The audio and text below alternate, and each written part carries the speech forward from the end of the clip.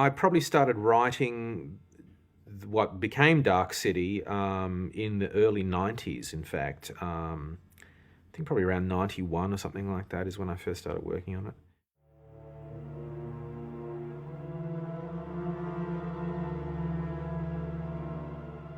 Well, Dark City was conceived of as a mystery from the very beginning, and that you would be put into this very subjective experience with the main character. He doesn't know what's going on at the beginning of the story. He has no idea. He wakes up in a nightmare, and he has to unravel the mystery of his own existence and the world that he lives in.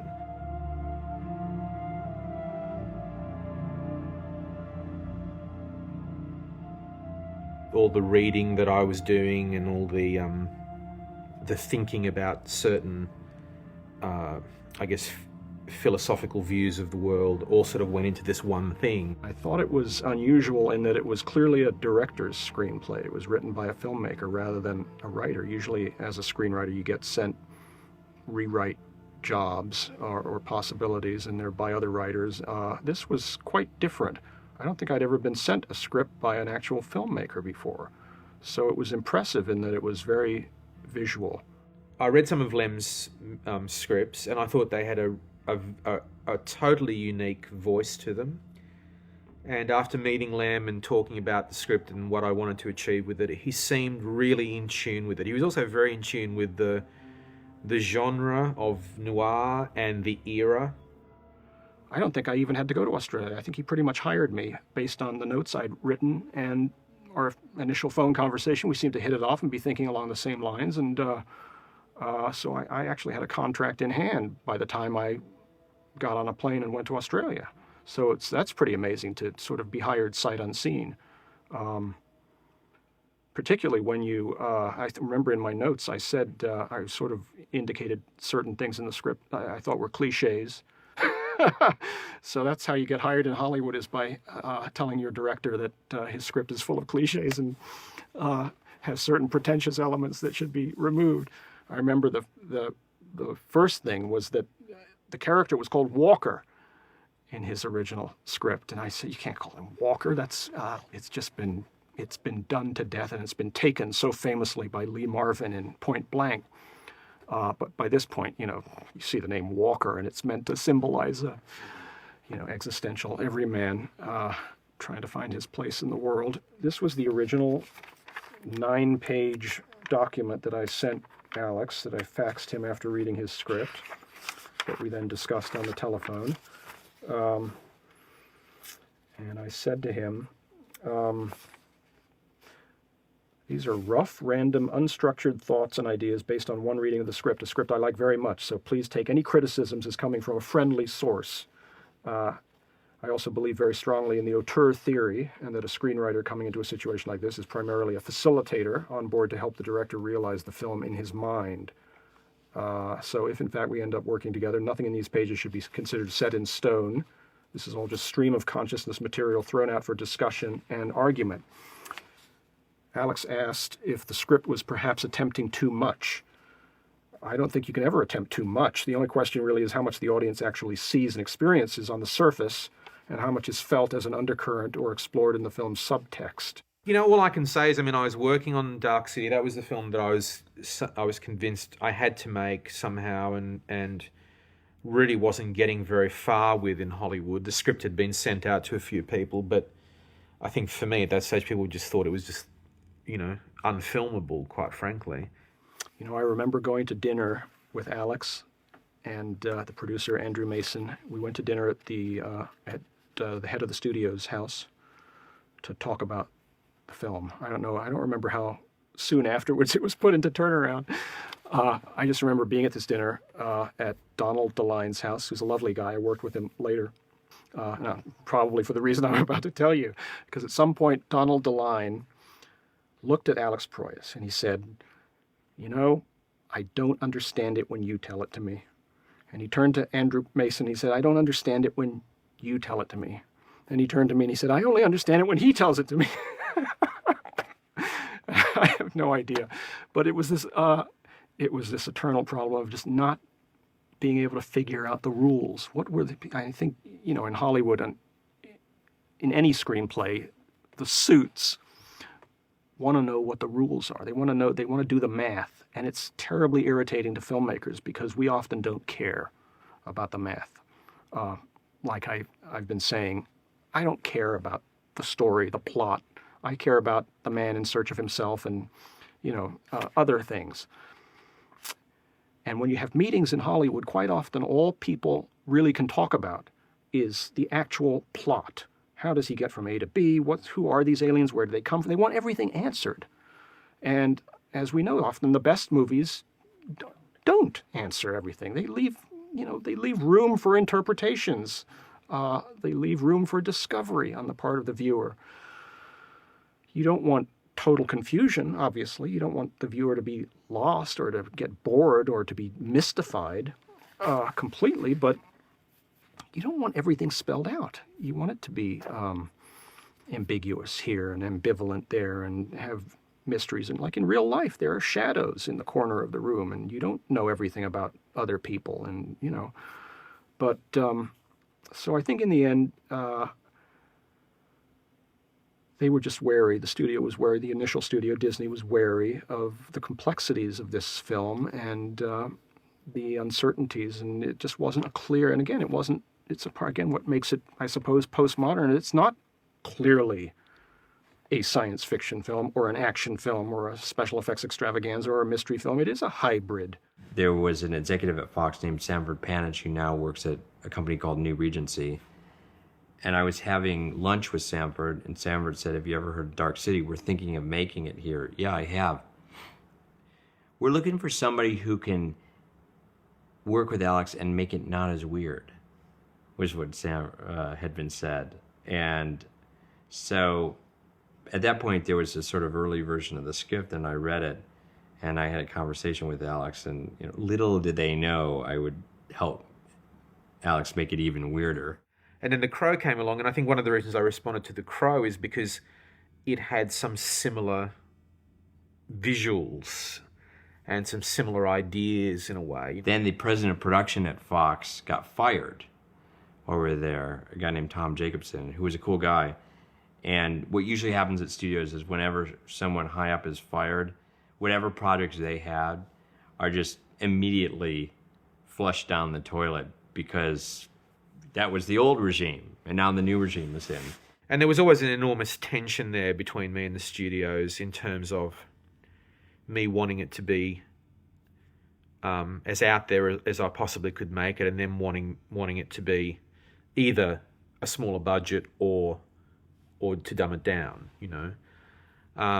So what both Lem and David both did in many ways is to try and dance that merry jig with them to a certain extent and try and find that sort of compromise, if you want to call it that. Then we found ourselves after a few months at New Line, which turned out to be the best of all possible worlds because New Line has a tendency to be the least creatively interfering of all the studios. The genesis of Dark City, even once we got involved with the studio, was a really slow and ponderous one, because I wanted this thing to be just completely off the wall. And I think this is where I finally discovered the sort of the principle that functions in Hollywood, which is the bigger the budget of a project, the smaller the ideas. That's a direct correlation. I always am very pleased when I hear that something I'm doing has got a very low budget, because the chances of making the film that you want are that much improved. I mean, luckily, Alex managed to still make his film. If you want to do something that has out there ideas in it, you have to absolutely keep the budget down.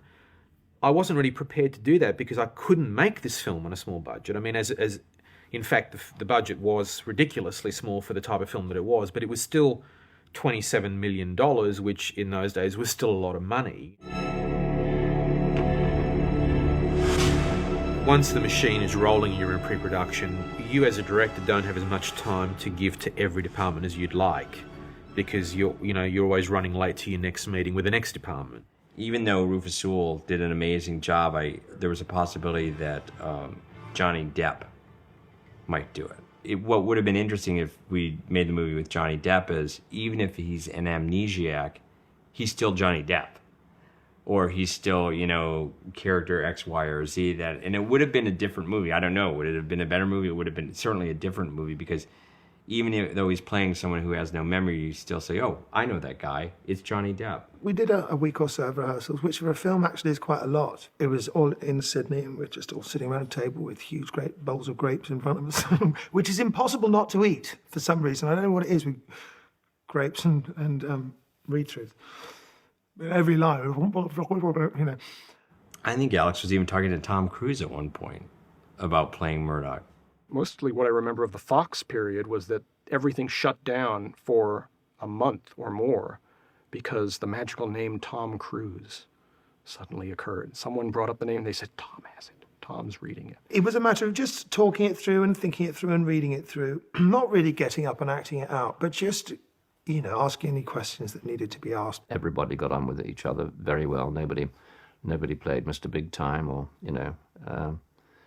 everybody interacted very, very nicely, very graciously and socially. Even when I first read for Alex telling me that Richard O'Brien was going to do it, and I could imagine it the way I hoped it would be with him playing it, and that's the way it was.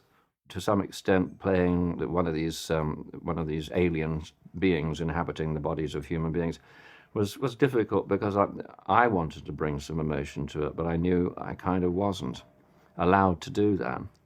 Very difficult, because actors want to bring the energy. That's the depth to the character and flesh out the character. Kiefer was on set lassoing people by his trailer. That was his way of passing time. Yeah, he had a little rope, and I learned very quickly that if I wanted to, go and get my lunch quickly and not be tied to a post, I would not go past Kiefer's trailer, because you'd suddenly he'd latch it around your foot and pull. Outside of Australia here, there's like a fake bullhead. I'm sure there's in the cowboy language, there's a special name for it, a buck or something. Yeah? And he used to practice with his lasso. And one day he says to me, why don't you make 5 steps? And he grabbed my foot with it on my 3rd step. I was very impressed. And then some Australian guys gave him a whip, because Australian cowboys use a whip. They don't use a lasso. So he practiced with a whip. There was a certain amount of anticipation and or anxiety before William Hurt was going to show up in Australia, because he's a brilliant actor, but he's also known to be very demanding and kind of a tough customer. And so everyone was very nervous. I liked him very much. He was like, but I was very taken with, and I tried to, learn something from him, that the pace and the energy was so frenetic on set, and especially with the scenes I was doing, that I was struck with his ability to just not take on the pace of the people around him. To have an internal rhythm that was his own. First day of shooting, Alex called me up and said, William wants some alternate lines or some additional lines for this scene. Can you come up with 3 additional lines? And I stayed up extra late in my hotel room trying to come up. It's William Hurt, Academy Award winner. What's he?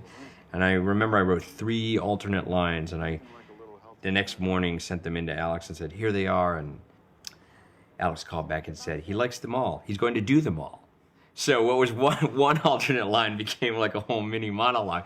I thought he was a great alternate energy to mine, which was a lot of the time, There may have been some other women, aside from Jennifer Connelly, that were being talked about at one point as well. She definitely was not the studio's first choice at the time. She was lovely. I remember the time of her being very frustrated, because similarly to me, but I think worse in her case, it's such a hard part to play. But what's ironic about the situation is Jennifer Connelly is a bigger star now than probably any one of us were contemplating to play that role back during Dark City. And so it's just funny how fortunes, wax and wane and all of that. A lot of people say that the darker the tone of the film, the lighter it can be on set, I think doing a comedy can possibly be quite a tedious and bitchy business, But Alex Proyas was, for me, great fun. I mean, very, very, centered and dedicated. There is something rather wondrous about that slight bondage kind of look. I must confess, there's a bit rock and roll, which was quite nice too, you see. There's something about that. The strangers really were, who are the trench-coated guys in the film, were really inspired by Nosferatu and German Expressionism and all those black fedoras they were wearing and those full-length coats. Originally there was, Alex had a conceptual drawing from a Russian fellow. I don't know his name, but he had one conceptual drawing of the Strangers.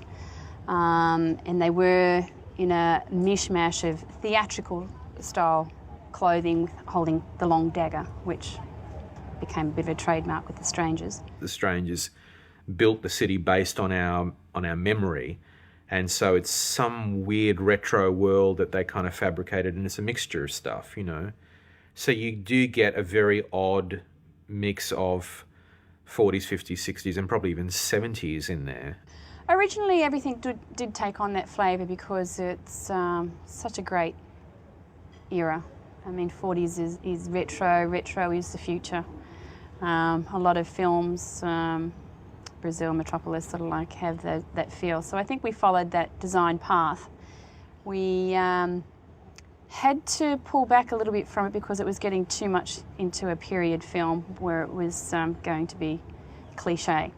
So as we went on, a few more designs were thrown in there to mix it up. So we had some 70s influence and quite a bit of 60s. Hats and things, scarves and typical 40s, telltale signs of 40s would be removed. But the basic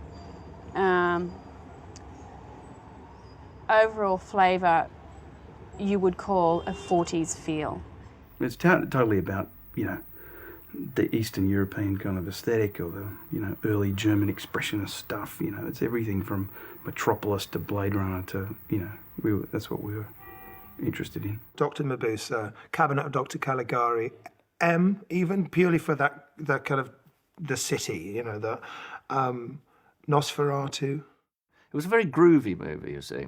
I remember saying to Rufus Sewell, I said, actually, truthfully, it really doesn't matter, does it, whether it's a box office success, because we're going to get paid as actors anyway. Sorry, Alex, but this is true.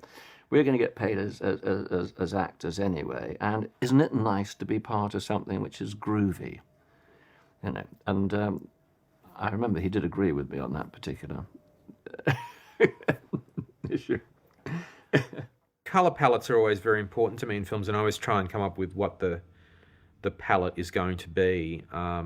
And I'm a fairly visual guy, and I feel like limiting colours can make something really dramatic. And then, as you say, when something like red blood appears, it really stands out, just purely because you haven't seen a lot of other red in the film. They had sort of that industrial toxic lighting that they loved. Him and Darius Wolski had actually come up with this combination of nasty lights, and they were the yellow street light, the sodium vapor, and then there was the cooler white lights, which were the metal halide lights, and they lived in the underworld. We wanted a very specific look for the world of the humans, and then a world for the strangers was a different colour palette. Well, there was one idea which I thought I'm kind of proud of when I start looking at those stages that Alex built it, and because everything is so stylized, I thought about that if you bring something that is contemporary and kind of naturalistic, it will make the whole thing look much better. So at that time, it's pretty common right now, but at that time it was quite original that we started experimenting with using existing streetlights.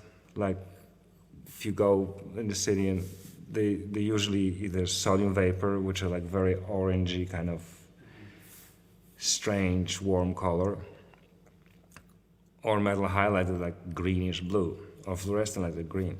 So that was my approach.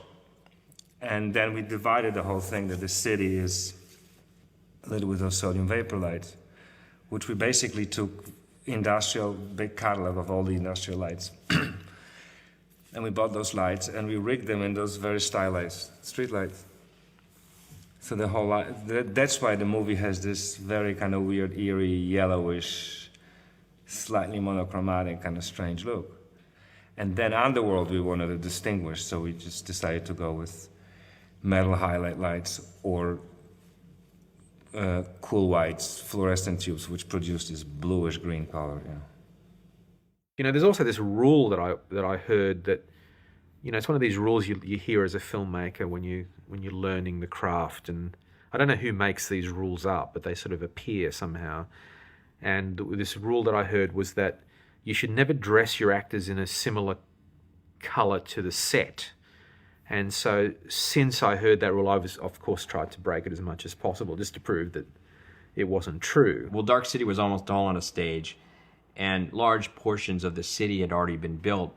So Alex could decide, well, fine, I'm going to showcase this scene. I'm going to do this scene. And if he decided, well, maybe I want to do that scene, then he had more latitude in terms of what scenes he wanted to film where, because they just built the whole thing, and it was like having your own city. Basically, the sets were very cleverly built on a sound stages in what is now the Fox Studios in Sydney. These were, at this point, they were large exhibition halls and large centres, and Alex had taken them over and built this entire street set that you could drive through and around, and then he even built, you know, large canals, etc. So he actually flooded it for the canal sequence in the end of the film. It was a very low-tech film, and what we wanted to do was to keep it that way because we wanted shots in camera.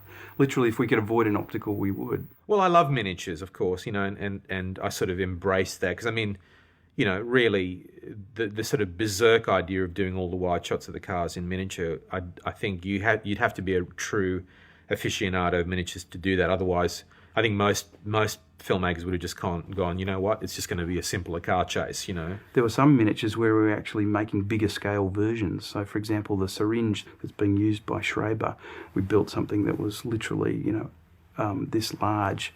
So there's this huge needle coming at the lens, and that was built as a macro miniature, if you like, to be able to hold focus and make a really nasty shot of the syringe coming at you. It was quite easy for me to understand the problem of the character never seeing the sun, because I was in Sydney.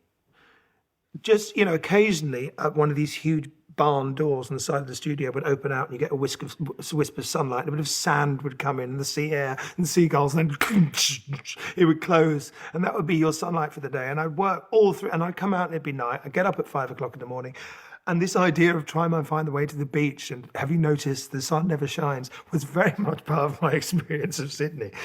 I wanted to make people feel very unsettled in the interiors. So even if there was a scene of just two people talking in a room, I didn't want a respite for the audience at that stage. So many movies give you that. But I just wanted a constant reminder that we were in this artificial environment.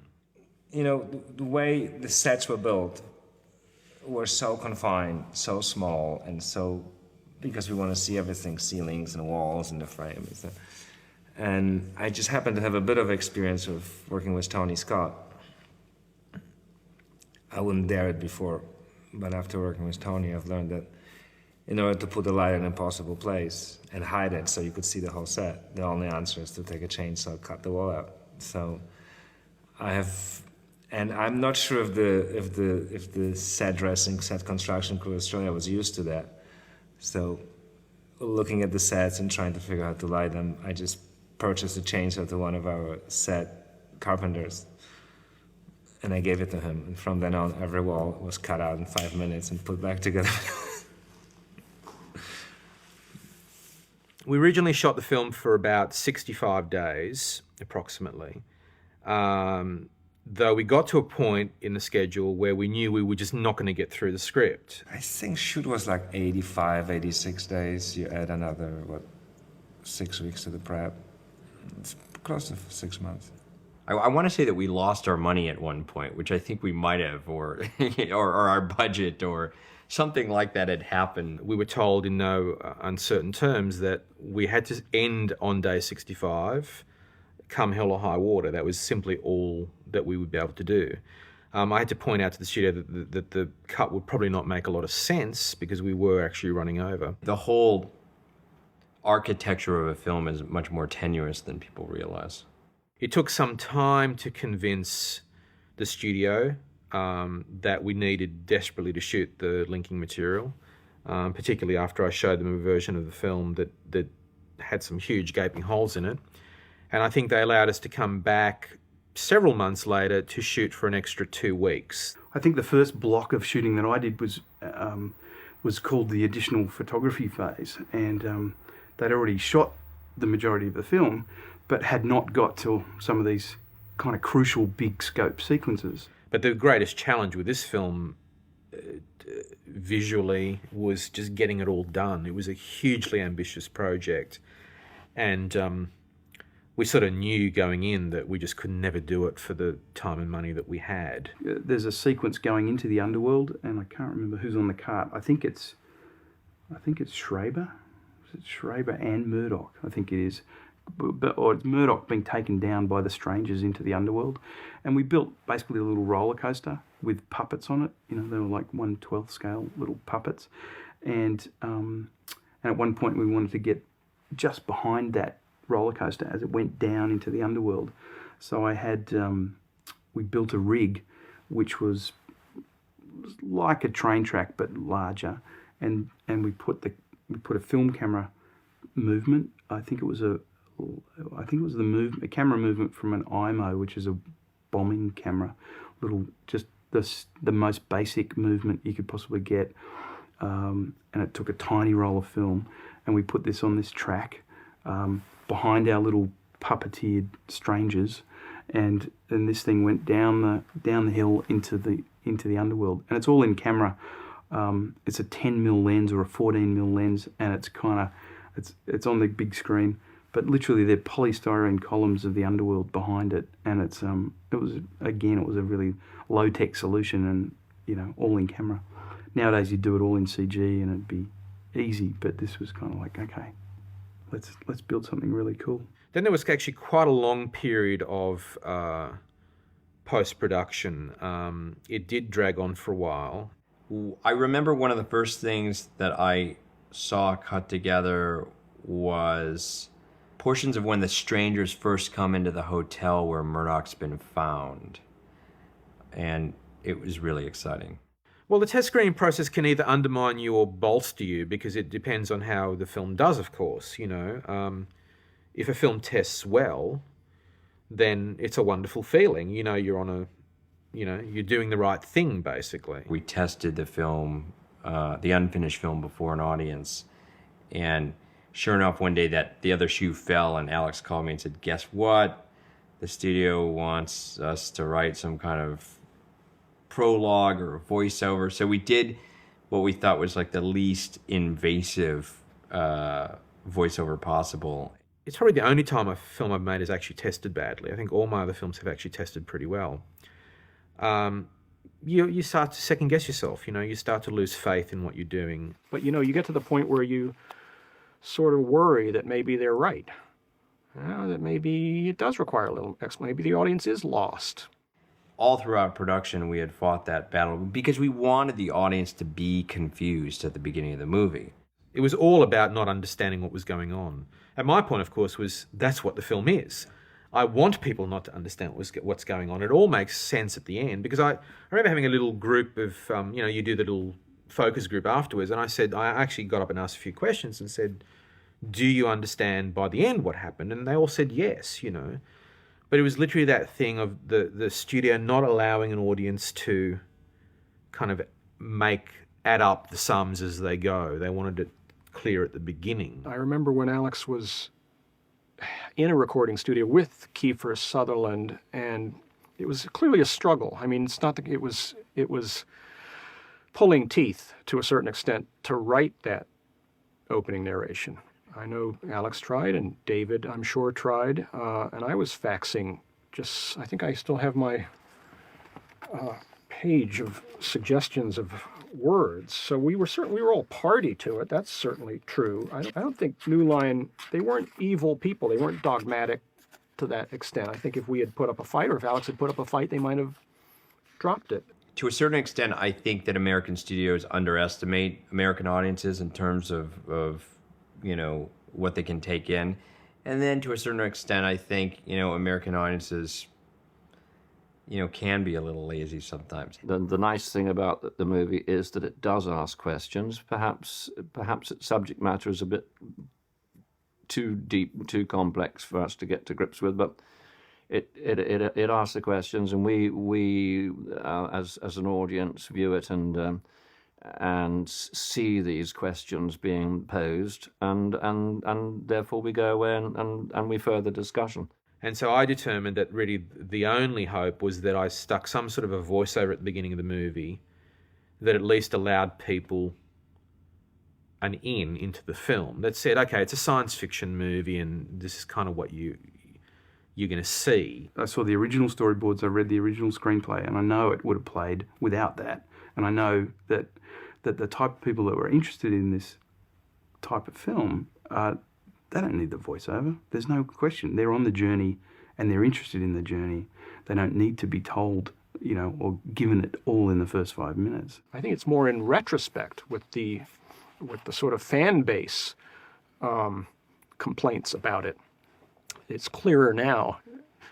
The Monday morning quarterbacking, it's easier to see now that the narration was a mistake. But it was definitely there for the dummies, there's no question. But I think they probably felt that they didn't want to alienate certain people, but, I just think, fuck them. In a way, the greater damage that was done to the release of the film initially is the way it was marketed. It was really sold as some kind of a horror movie because they didn't know how to sell it. They didn't know how to promote the film. It happens all the time. And the idea of making a very, very particular film and then other people coming and trying to make the film appeal to an audience that the film wasn't made for, and in the process alienating the audience that the film was made for. They screened the film before 3 members of the MPAA, and I had to go before them in this movie theater and then literally give like a 20-minute speech, and I had written it up with all my bullet points for why this film should get a PG rating or PG-13 rating. And they just kept on coming back to it. I remember one of the women said, I believe there were 2 women and 1 man, said, but it's just too weird. And then they couldn't put their finger on anything that was particularly, well, that's where Alex's weirdness bit him in the ass. They couldn't put their finger on, there wasn't really anything that broached or breached, any of the specific rules that made it at R. They just thought it was weird, so it should be R-rated. The original release date was actually pushed back several months. There was a little film called The Titanic that came out, which seemed to dominate all the cinemas for many, many months. And so we decided that it would be best to wait a while and let that sort of fade away. Unfortunately, it never did. Once it was R-rated, then Alex said, well, screw it. I'm going to put a little more nudity or, a little more violence or a little more swearing or something like that into it. It was really like an art project, funded by New Line. It was cool.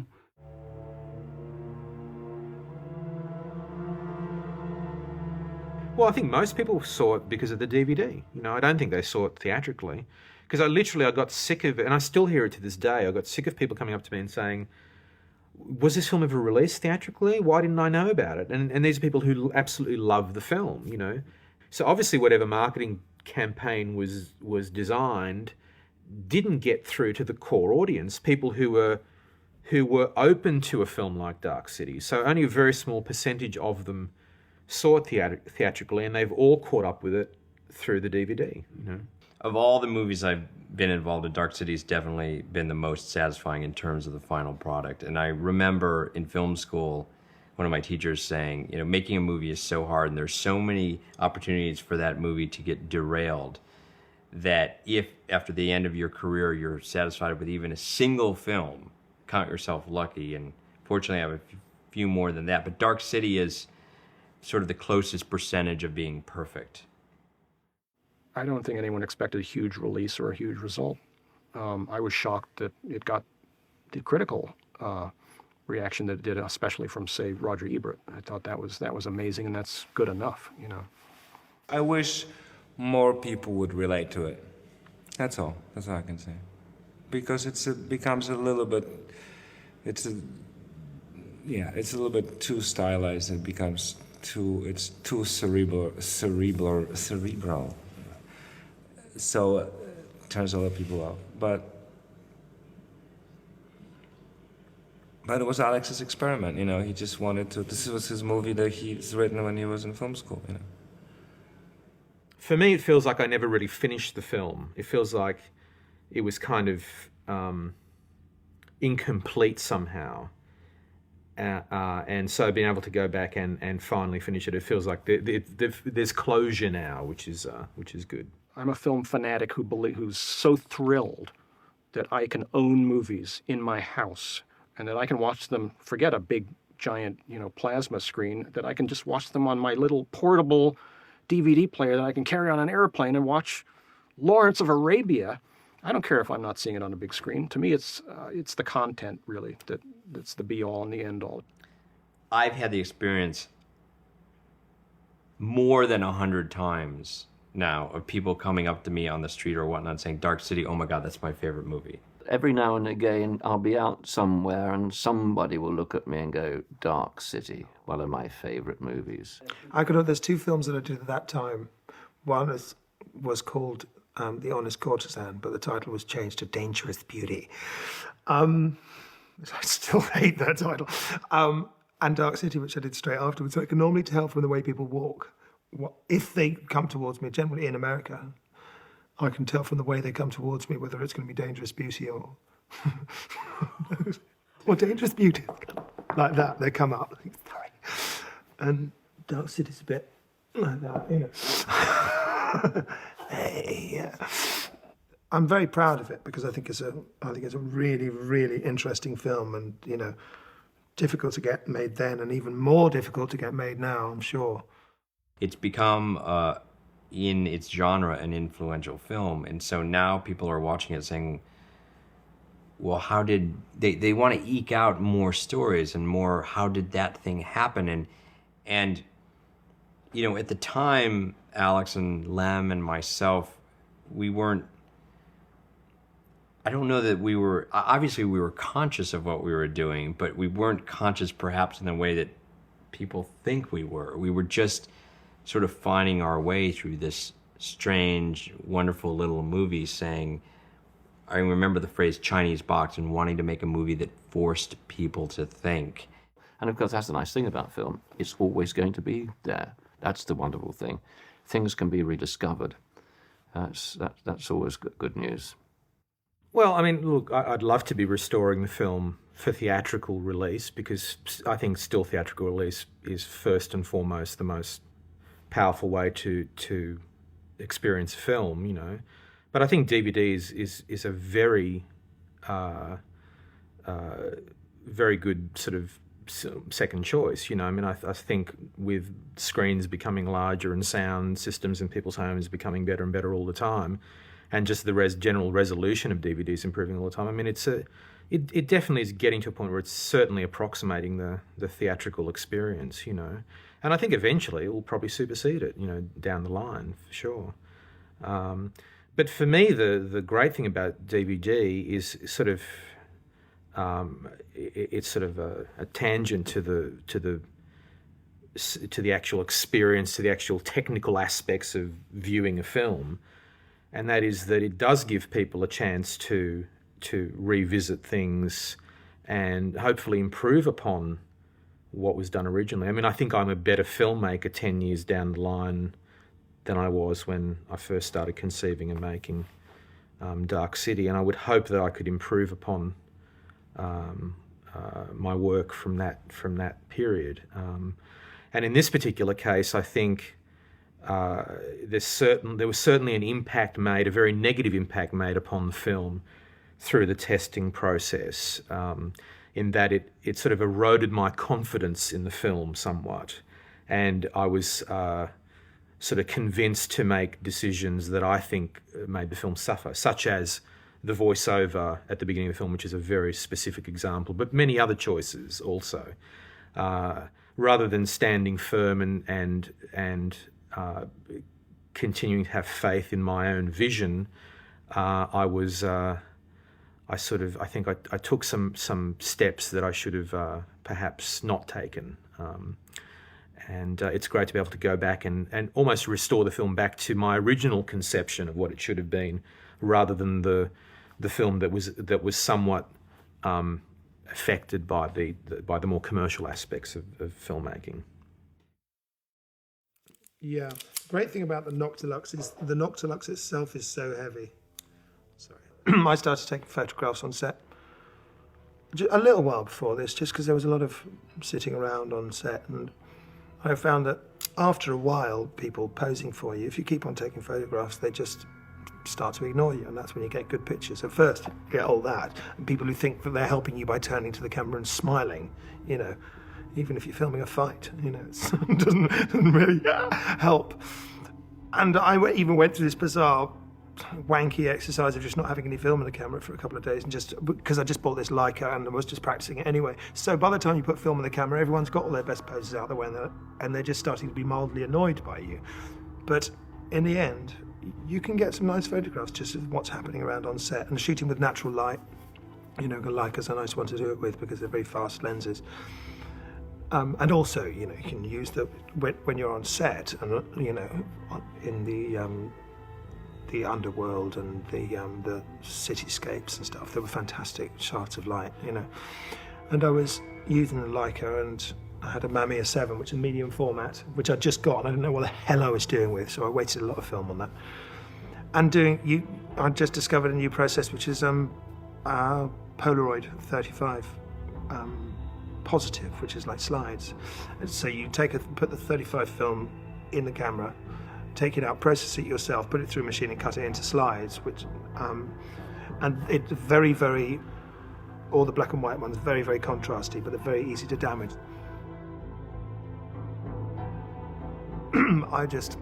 I think I got on everyone's tits. Just taking I'd be, you know, like strapped to this machine with a thing and just go, hold on, just 1 second, you know. And as you said, Alex has memories of telling me to stop it, but I don't think he actually did. I think he just tutted under his breath. I got away with it for a while anyway.